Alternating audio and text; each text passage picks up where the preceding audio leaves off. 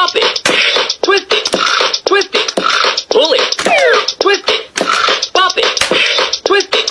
Twist it. Wow! 100! You beat Pop it. Pop it. Twist it. Twist it. Pull it. Twist it. Pop it. Twist it. Twist it. Wow! 100! You beat Pop it. December 22nd, 2021. A woman walks into Columbia Police Department, tears streaming down her face.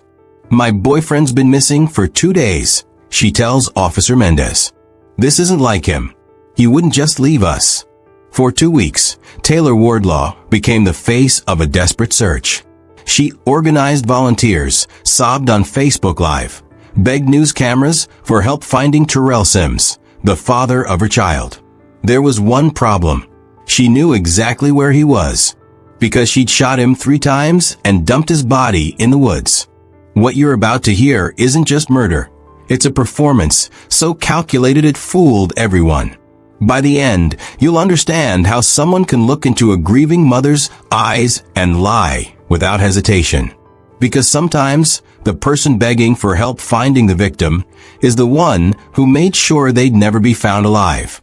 Welcome to True Crime Tales HQ, where we don't just tell stories, we expose the truth behind the headlines that shatter lives and communities. Before we dive into today's case, take a moment to hit that like button and subscribe to the channel if you haven't already. Each subscription helps us continue bringing these important stories to light, and hitting the notification bell ensures you never miss an upload. Comment where you are watching from, and if you find this story impactful, please share it. Your share could literally save someone's life. Before we dive into darkness, you need to know who Terrell Sims really was. 26 years old, father of 4, with an unmistakable smile and dreams bigger than his circumstances. His twin sister Marcella called him her lifelong protector. My brother tried to smile through everything. Even when times got hard, he found reasons to laugh. Terrell juggled multiple jobs to support his children, converting a closet into a recording studio because music was his escape. He performed as T, writing songs about fatherhood and building better lives for his kids. He kept individual journals for each child, writing advice for when they grew older. Those kids were his world, a friend recalled. He'd skip studio time for school events. Being dad wasn't something he took lightly. Picture a man who'd work double shifts for Christmas presents, whose phone overflowed with videos of birthdays and first steps, who'd freestyle lullabies to make his children giggle before sleep. On December 20th, 2021, all those dreams would be silenced. Not by accident, but by someone who claimed to love him. And while his family planned his funeral, while his children asked when daddy was coming home, the woman responsible was perfecting her role as the grieving girlfriend. Terrell met Taylor Wardlaw in 2018. Friends remember instant chemistry. She was confident, commanding attention, while he was laid back. What looked like opposites attracting would reveal itself as something dangerous. Within months, they lived together. Initially, Taylor seemed to bring structure to Terrell's chaotic life, juggling for children and co-parenting arrangements. But structure and control are separated by a razor-thin line. It started small. Taylor demanded constant communication, not curiosity, but surveillance. When Terrell recorded music, she'd call repeatedly, insisting he video chat to prove his location. When he visited his other children, she monitored the clock, questioning why visits ran long. She would call him over and over, a friend later told police. She'd demand FaceTime to see exactly where he was and who he was with. The phone monitoring escalated. Taylor went through messages, call history, social media. She questioned every text from his children's mothers about pickup times. Financial control followed. Terrell had to ask permission for studio time, justify gas money to see his kids. My brother started changing, Marcella remembered. He became quieter, always checking his phone like he was afraid to miss her call. He was walking on eggshells. The isolation was strategic. Taylor created friction with his friends, scheduled activities during his custody time, systematically cutting threads connecting Terrell to his support network. In 2020, the relationship took a dark turn. Taylor, 9 months pregnant, accused Terrell of domestic violence, claiming he threatened her life and pointed a gun at her. He was arrested, missing their child's birth and early months. Here's the psychological twist. Despite no contact orders, despite her own allegations, Taylor posted his bail in August 2021. She brought home the man she'd accused of threatening to kill her and their infant. Think about that. Either Taylor had lied to control and punish Terrell, or she willingly brought someone she believed dangerous back into their home. Neither scenario suggests a healthy relationship. When Terrell returned wearing an ankle monitor, friends say he seemed broken, desperate to prove he wasn't the monster the system saw him as. He walked on eggshells, terrified of anything that might send him back to jail. By December 2021, something shifted. Family members say Terrell confided his plans to leave Taylor after the holidays, wanting peaceful co-parenting arrangements. He told me he couldn't live that way anymore, a cousin revealed. He was making plans to move out after Christmas. Taylor sensed the end coming. Text messages show Terrell's mature attempts to discuss custody, focusing on what was best for their child. Taylor's responses alternated between emotional manipulation and thinly veiled threats about consequences if he left. What Terrell didn't realize, Taylor had no intention of letting him walk away. She'd controlled every aspect of his life for 3 years.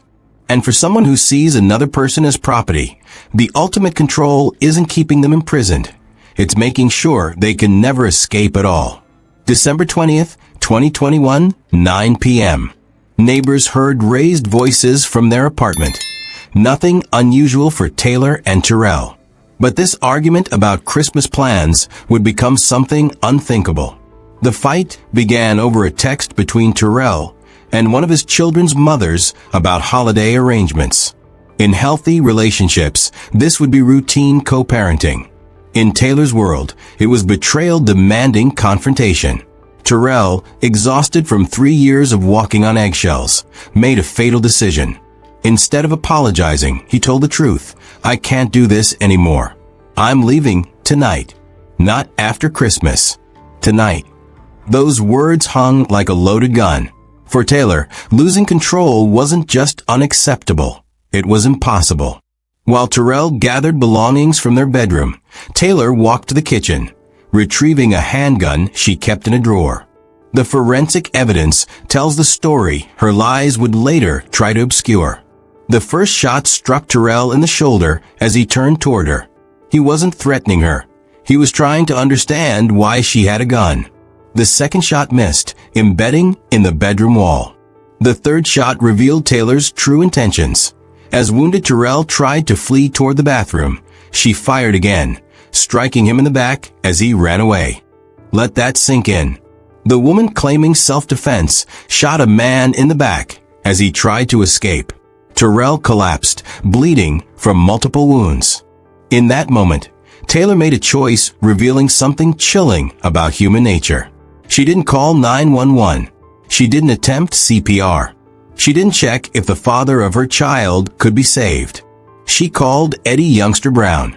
Brown was 32, someone Taylor had maintained an on and off romantic relationship with throughout her entire time with Terrell.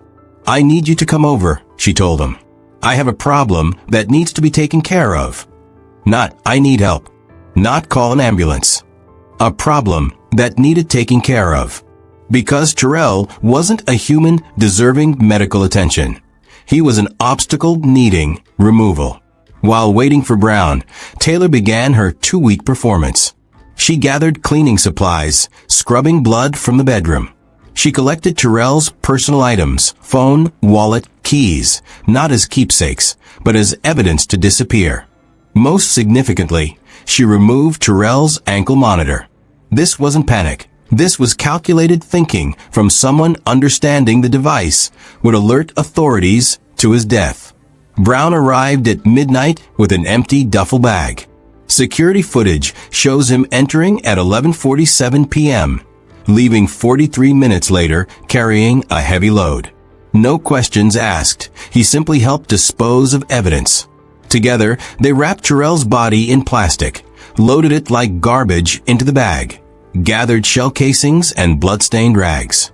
By 1:30 a.m., they drove through dark Columbia streets with Terrell's body toward a secluded wooded area near Montello Road, 7 miles from where he'd taken his last breath. They carried him down a steep embankment, concealing him among undergrowth, covering him with branches and leaves. They disposed of his ankle monitor in a dumpster behind a gas station, stopped at an all-night car wash to clean Brown's vehicle, scattered evidence across the city in various dumpsters. By dawn December 21st, their task was complete. Terrell lay hidden while the woman who killed him prepared for the performance of her lifetime. For 48 hours, Taylor waited.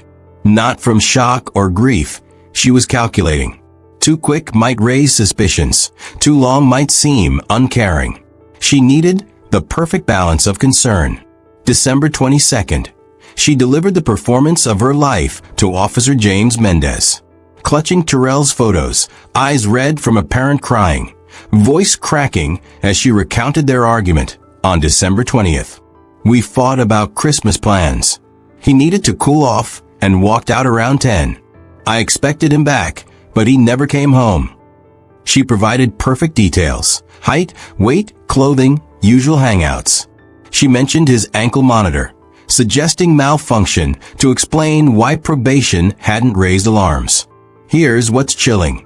As Taylor sat pleading for help finding her missing boyfriend, she knew exactly where Terrell was. She could have drawn a map to his location. Phase 2. Weaponizing social media. Her first Facebook post at 3:17 p.m. was manipulation mastery. Please help find my children's father. He's been missing for 2 days. This isn't like him. He would never just leave us. She tagged news stations, community groups, anyone with large followings. Her Instagram live sessions revealed true acting ability. Tears streaming as she held Terrell's photos, describing his clothing, answering concerned followers while subtly redirecting efforts away from where his body lay. When someone suggested searching near Montello Road, she quickly dismissed it. Police already checked there. We need to focus elsewhere. By December 26th, Taylor transformed personal tragedy into community mission. Over 50 volunteers showed up at a church she'd organized as command center. Picture this: Taylor distributing flyers, directing search teams to areas carefully chosen far from Terrell's location, positioning herself as the devoted girlfriend doing everything possible. We need to check every park, every abandoned building, she instructed volunteers, voice breaking with apparent exhaustion. She documented everything. Photos of herself consoling Terrell's mother, embracing his family, pointing at maps while directing teams. These images became social media evidence of her tireless efforts to find the man she loved. Local news covered the search extensively. Reporter after reporter interviewed Taylor, her performance never wavering. Perfect consistency in grief, desperation, unwavering belief that Terrell needed to be found. His children need their father, she pleaded into cameras, tears flowing on command. We need him home. But Detective Lisa Morales was noticing inconsistencies. Taylor claimed Terrell left without his phone, then mentioned texting him. Her timeline shifted, first saying he left at 8, then 10 o'clock. She told police he took his wallet, told family he left with nothing. Most troubling, when questioned about contradictions, Taylor didn't respond with confusion expected from genuine distress. She became defensive, almost angry anyone would question her version. When innocent people get details wrong, they're embarrassed and try to correct themselves, Detective Morales explained. When guilty people get caught in inconsistencies, they get hostile. The most damning evidence was something Taylor couldn't control: her phone's location data. Cell tower records showed that early morning December 21st, Taylor's phone pinged towers near Montello Road, exactly where Terrell's body lay hidden. When asked if she'd ever been there, Taylor was adamant. Never. I don't even know where that is. It was a lie that would destroy her carefully constructed narrative. While Taylor orchestrated public grief, Detective Morales followed evidence, not emotion. Her 15-year career had developed instincts for reading people beyond their words. The ankle monitor data told a story contradicting Taylor's timeline. December 20th showed normal movement until 9:15 p.m., then violent motion lasting under 10 minutes, followed by rapid movement consistent with transportation, finally complete signal loss at 2:43 a.m. December 21st. This pattern is textbook, Morales explained. Violent motion suggests struggle or assault. Transportation phase indicates body being moved. Signal loss happens when someone deliberately removes the device. Cell tower data provided the smoking gun. Taylor's phone had ping towers along a route leading directly to Montello Road between 1:47 to 3:15 a.m. When confronted, Taylor became aggressive. "I've never been there. Your data must be wrong." But cell tower data doesn't lie. January 3rd, 2022. Detective Morales assembled K-9 teams to search wooded areas near Montello Road. At 2:47 p.m., cadaver dogs alerted near a creek bed 200 yards from a main road. They found Terrell Sims partially concealed beneath forest debris, wrapped in plastic, decomposed from nearly 2 weeks' exposure. Multiple gunshot wounds were immediately visible, including an entry wound in his back. There was no self-defense scenario. You don't shoot someone in the back while they're attacking you. Evidence mounted rapidly. Luminol revealed blood spatter in the bedroom despite cleaning efforts. Security footage showed Taylor and Brown moving a heavy duffel bag. Deleted messages discussed cleaning up a problem. Internet searches included how long before missing person declared dead and cleaning blood from carpet. The murder weapon was found in a storm drain near Brown's residence after his eventual cooperation. January 4th brought the breakthrough. Jasmine Williams, Taylor's close friend, contacted police. She called me right after it happened. She was panicking, saying she'd shot Terrell during a fight. She asked if I could watch her baby while she took care of something. Neighbors confirmed hearing gunshots around 9 p.m. December 20th, followed by Brown's arrival after midnight.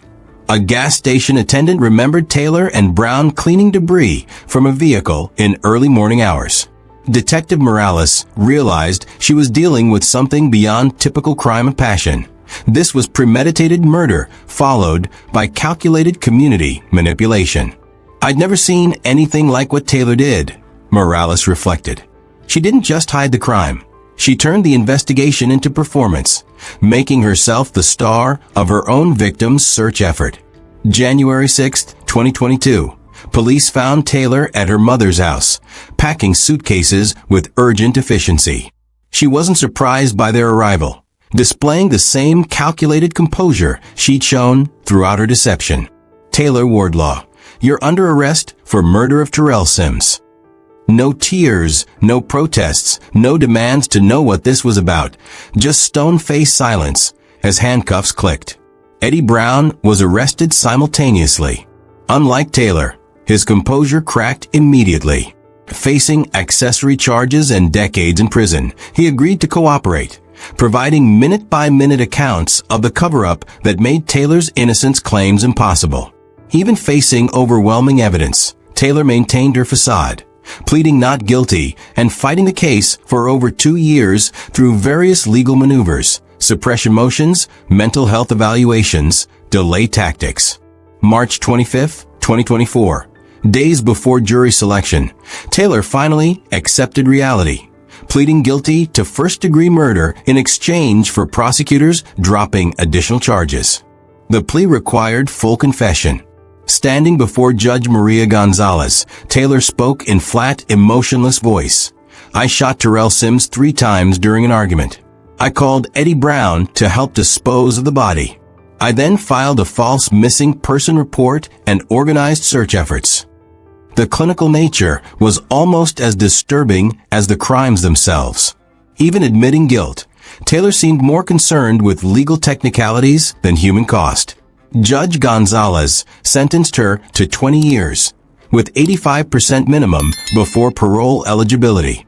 The calculated nature of not just taking a life, but manipulating a community's compassion afterward demonstrates profound moral failure beyond typical criminal behavior. Brown received 5 years as accessory after the fact. But the real measure of damage couldn't be captured in legal proceedings. For children now grow up with only stories of their father. Terrell's mother retired early to help care for kids scattered among family members. Every birthday, Christmas, school event marks another moment Terrell misses. 20 years doesn't equal a life taken, Marcella told reporters. My brother's children will be grown before she's free. That's not justice, it's compromise. The family established a trust fund using community donations, created a foundation supporting children who've lost parents to violence. Each year on Terrell's birthday, they award music scholarships to young artists, honoring his dream of recording for his children. Marcella channeled grief into advocacy. My brother believed in turning pain into purpose. If his death can help prevent other children losing parents, maybe some meaning can come from this tragedy. Monthly gatherings bring Terrell's children together to share stories, ensuring their father remains more than a photograph. We want them to know he was real, funny, silly, would make up songs about brushing teeth. He was a whole person who loved them completely. The community Taylor manipulated has transformed violated trust into meaning. Volunteers who searched for Terrell now work with domestic violence organizations. Churches that hosted fake search efforts now hold real support groups for abuse survivors. Even in darkness, people chose to create light. Taylor's case reveals terrifying truths about digital age manipulation and our vulnerability to sophisticated deception. What makes this disturbing isn't just murder. It's what happened afterward. Her 2-week performance demonstrates rare but recognizable instrumental grief, simulating genuine emotion for strategic purposes. Most people can't fake grief convincingly because genuine distress involves involuntary responses difficult to replicate. But individuals with certain personality disorders can compartmentalize emotions so completely they perform grief while feeling satisfaction about achieving goals. Taylor weaponized social media to control narrative around Terrell's disappearance. She understood that in our digital age, whoever speaks first and most emotionally often shapes story perception. By immediately positioning herself as devastated girlfriend, she made it psychologically difficult for anyone to suspect involvement. Her Facebook Live sessions weren't just help-seeking. They were calculated efforts creating digital evidence of supposed innocence. Every captured tear, every shared plea became alibi existing in public consciousness, even when physical evidence told different stories. She exploited community psychology, knowing people want to help, especially involving children. By repeatedly mentioning Terrell's children needing their father, she triggered protective instincts in strangers compelled to join searches. Most disturbing, her ability to manipulate Terrell's own family. These people had known and loved Terrell his entire life, yet Taylor's performance was so convincing even they initially accepted her version. The warning signs were there. Taylor's need to monitor communications, isolation tactics, financial control, extreme jealousy. These form recognizable patterns domestic violence experts understand as escalating abuse. Excessive monitoring isn't romantic attention, it's control. Isolation from friends and family isn't wanting more time together. It's removing support networks. Financial control isn't helpful money management. It's creating dependency. Walking on eggshells isn't normal relationship stress. It's fear-based behavior modification. These patterns develop gradually, making them difficult to recognize from inside relationships. What feels like intense love initially can slowly transform into surveillance and control. If you recognize these patterns, understand that questioning your safety is itself a significant warning sign. In healthy relationships, you don't wonder whether you're safe. The National Domestic Violence Hotline operates 24/7 at 1-800-799-7233. Counselors understand abusive relationship psychology and can help assess situations, develop safety strategies, connect with local resources. If calling feels unsafe, access chat support through the hotline.org. Local shelters provide more than emergency housing, legal advocacy, counseling, practical support for rebuilding lives. Family justice centers coordinate multiple services under one roof. The My Plan app provides secure safety assessment and planning tools. If concerned about someone else's relationship, approach with patience and non-judgment. People in abusive relationships often feel ashamed or fear they won't be believed. Focus on listening and offering consistent support without demanding immediate action. Document concerning incidents if witnessed, but prioritize victim safety over evidence collection. Sometimes the most helpful thing is letting someone know you're available when they're ready to talk. Trust instincts if something feels wrong about a friend's relationship, even if you can't identify specific incidents. Isolation tactics like Taylor used are designed to cut people off from outside perspectives, recognizing unhealthy patterns. 3 years after Terrell's murder, his youngest child is learning to walk, laughing at simple joys, unaware they're growing up in tragedy's shadow. Across town, his oldest keeps a notebook writing letters to their dad about school, friends, dreams, asking questions that will never be answered. These children will know their father through stories and songs, through family love refusing to let his memory fade, through a foundation turning loss into hope.